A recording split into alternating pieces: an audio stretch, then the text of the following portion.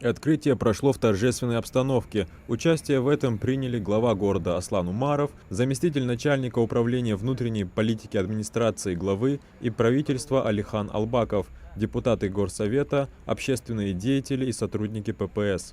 Сунжский батальон, прилегающий территории, стоянка Туаяй, Хостуаяй, Халхач, несколько дорог, машина, вот, Волхабаш, Букейшнага, проблем хулур.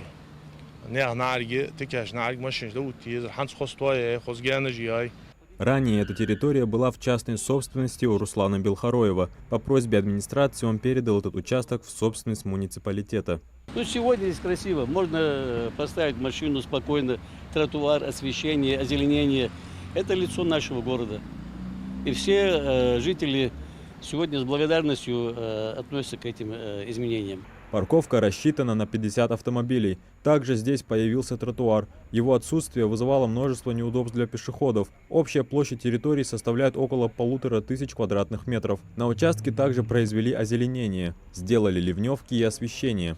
Жители постоянно обращались, здесь была слякоть, территория была закрыта.